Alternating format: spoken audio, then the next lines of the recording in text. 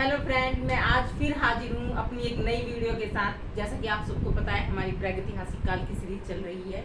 उसी टॉपिक को कंटिन्यू करते हुए हम आज पढ़ेंगे मोहनजोदड़ो। हड़प्पा तक हमारा हो चुका था और आज चलेगा मोहनजोदड़ो।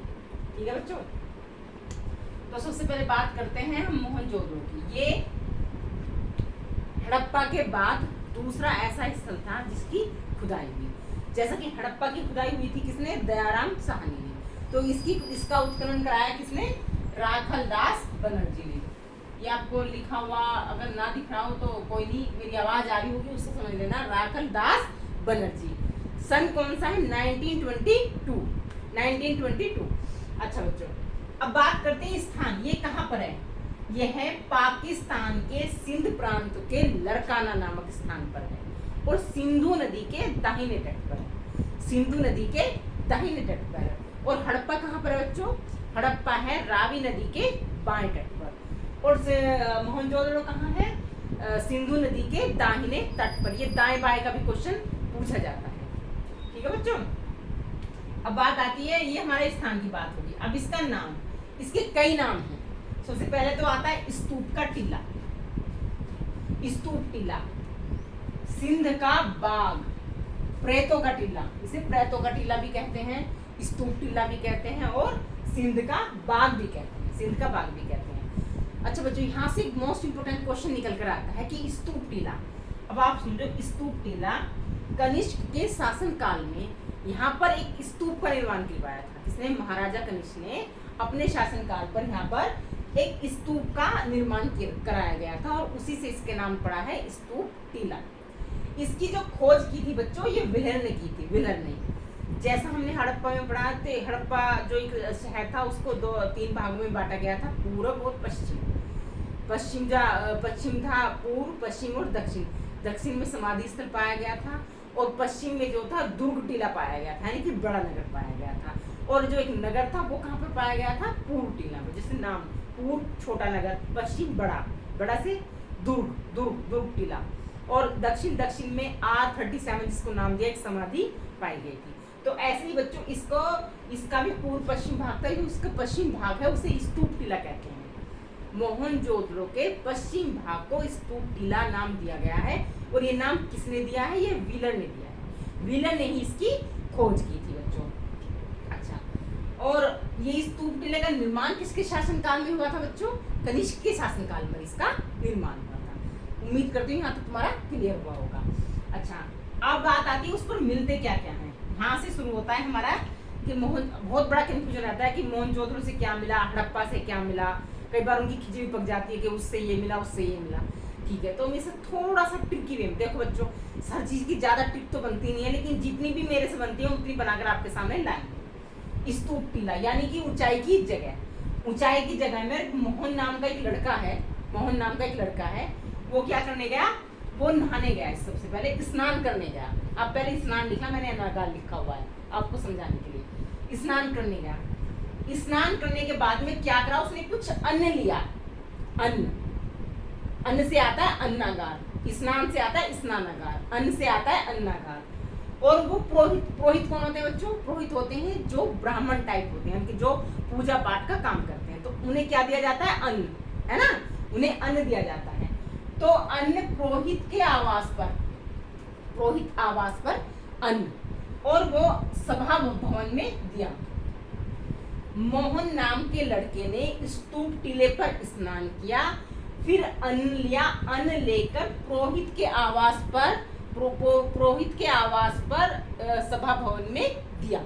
ये ट्रिक हो गया कि हमें चार चीज क्लियर हुई। क्या क्या चीजें क्लियर हुई? पहली चीज क्लियर होती है कि पश्चिम स्तूप टीले पे एक अन्नागार पाया गया, एक स्नानागार पाया गया, एक पुरोहित का आवास पाया गया और एक सभा भवन पाया गया। ठीक है बच्चों, तो ये हमारी सारी चीजें कहाँ पर पाई गई? स्तूप टीले पर। अब इनकी थोड़ी विशेषताएं पढ़ लेते हैं, क्योंकि इन सबकी चीजों की अलग अलग विशेषताएं हैं। तो पहली विशेषता, पहली बात आती है अन्नागार। अन्नागार इसकी मोहनजोदड़ो जो स्थल है उसकी सबसे बड़ा स्थल है, सबसे बड़ा स्थल है। हाँ बच्चों, लेकिन मोहनजोदड़ो भी सिंधु सभ्यता का सबसे बड़ा स्थल है। मोहनजोदड़ो भी, तभी तो एक शॉर्ट ट्रिक आती है बच्चों, क्या? एक शॉर्ट ट्रिक आती है स्थलों के बारे में कि कौन सा स्थल बड़ा है कौन सा स्थल छोटा है। तो वो आप अपनी पेन नोटबुक और पेन लेकर बैठा करो, उसमें जो भी मैं ट्रिक बताती हूँ उसे साथ साथ नोट करते जाया करो। एक ट्रिक आती है महाराधा।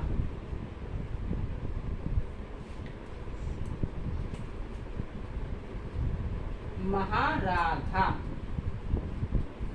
महा से बनता है बेटो मोहनजोदड़ो, हड़प्पा से बनता है से बनता है हड़प्पा, आर से बनता है राखीगढ़ी और डी से बनता है धोलावीरा। यानी कि इनका बड़े से छोटे तक का क्रम है। सबसे बड़ी मोहनजोदड़ो, फिर उससे छोटी हड़प्पा, फिर उससे छोटी राखीगढ़ी, फिर उससे छोटी धोलावीरा। तो यानी कि ये 5 जो स्थल हैं ये सबसे बड़े हैं। ये तो होगी स्थलों के बारे में।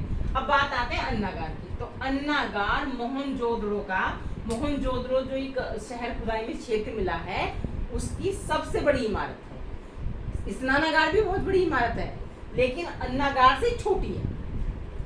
और एक हमने उसमें क्या, उसमें भी हमें हड़प्पा सभ्यता में अन्नागार मिले थे ना, 6 इस लाइन में 6 इस लाइन में, ऐसे ही यहाँ एक अन्नागार बड़ा मिला। ठीक है, अब बच्चों बात आती है स्नानागार। एक कैसा स्नानागार मिला, कैसा स्नानागार मिला? स्नानागार मिला देखो बच्चों ऐसा, ठीक, उत्तर मानो ये दक्षिण मानो, उत्तर दक्षिण और यहाँ है, यहाँ पूर्व यहाँ पश्चिम। ठीक, तो इनमें क्या था बच्चों, उत्तर दक्षिण में बनी हुई थी सीढ़ियाँ। ये क्वेश्चन पूछा गया है, बहुत ध्यान से सुनना। उत्तर दक्षिण में 9 सीढ़ियाँ बनी हुई थी। कितनी कितनी? उत्तर और दक्षिण में 9 सीढ़ियाँ बनी हुई थी जो स्नानागार में उतरने के लिए। ठीक है, और पश्चिम और पूर्व में क्या था, पानी भरने के साक्ष्य थे, यहाँ से पानी आता था। तभी एक तरह से स्नानागार जो बहुत बड़ा स्नानागार था और ये एक सार्वजनिक स्थल था। यहाँ पर सामूहिक स्नान हुआ करता था, यानी कि हो सकता है किसी पूजा या कोई धार्मिक कार्य के लिए सामूहिक रूप से लोग यहाँ पर स्नान किया करते थे, ऐसे साक्ष्य मिले। अच्छा बच्चों, उत्तर और दक्षिण में सीढ़ियां बनी हुई थी 9, पूर्व पश्चिम से क्या था, पानी निकलने के साक्ष्य थे। ठीक है बच्चों, इसकी विशेषता। अच्छा, अब थोड़ा सा कोरिलेट करते हैं कि क्या क्या चीजें मिली। स्नानागार, अब स्नानागार यानी कि पानी की व्यवस्था भी, तो पानी कहाँ से आएगा बच्चों, कुआं में से आएगा। तो मोहनजोदड़ो में हमें कुएं के साक्ष्य मिले। मोहनजोदड़ो में पूरी सिंधु सभ्यता के सबसे ज्यादा कुएं के साक्ष्य में कहाँ मिलते हैं, मोहनजोदड़ो में मिलते हैं। फिर आती है वाटर प्रूफिंग।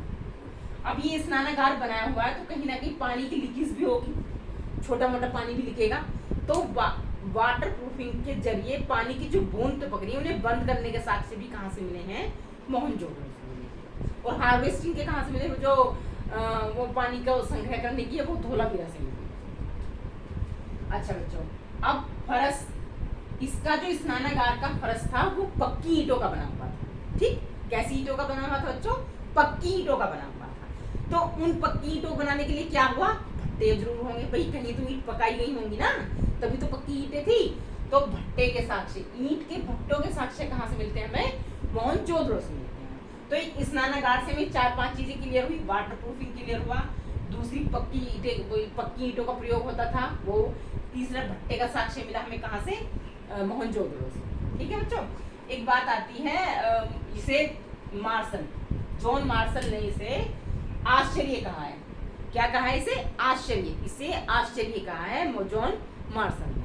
ठीक है, और इसकी विशेषता क्या थी बच्चों, इसके 7 क्रमिक, मोहनजोदड़ो की 7 परतें पाई गई हैं, यानी कि 7 बार ये शहर बना है और 7 बार ये शहर उजड़ा है। अच्छा, और इसमें मलेरिया के साक्ष्य मिले गए। ऐसा भी माना गया है कि मोहनजोदड़ो का जो विनाश हुआ वो मलेरिया बुखार से हुआ है, मलेरिया के साक्ष्य में पाए गए हैं। जैसे वहाँ जो डेड बॉडियां पाई गई थी हड़प्पा सभ्यता में, उनमें हमें पाया गया, उनमें गठिया बाई के साक्ष्य मिले थे कि लोग ना गठिया बाई से पीड़ित थे। यहाँ पर क्या पाया गया है कि यहाँ पर लोगों को मलेरिया नमक बीमारी के साक्ष्य हमें यहाँ से मिले।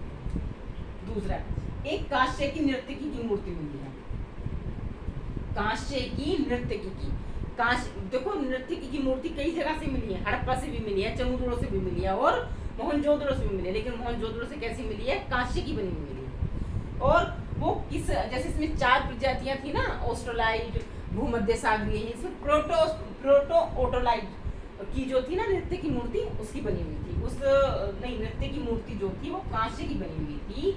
और जो प्रजाति थी प्रेस्टो-ओटोलाइट, प्रेस्टो ओटोलाइट जो एक मानव की प्रजाति होती है उस प्रजाति की वो मूर्ति बनी हुई थी। दूसरी थी एक मुद्रा मिली, यानी कि एक मुद्रा मिली, उस पर एक पशुपति जिसे भगवान शिव की मूर्ति माना जाता है वो मिली।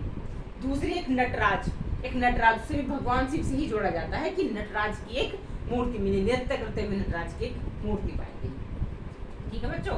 सड़क, अब बात आती है सड़क, अब बात आती है नहीं बच्चों, पहले आते हैं सूती कपड़े।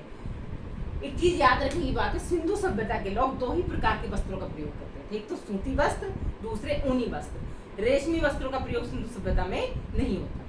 तो सूती कपड़े के साक्ष्य मिले। तीसरा है 3 बंदर के साक्ष्य मिले, जैसे गांधी जी के 3 बंदर है ना, ऐसे ही 3 बंदर के साक्ष्य में कहां से मिले हैं, वो भी मोहनजोदड़ो से मिले हैं। फिर आते हैं सर्वाधिक मोहर,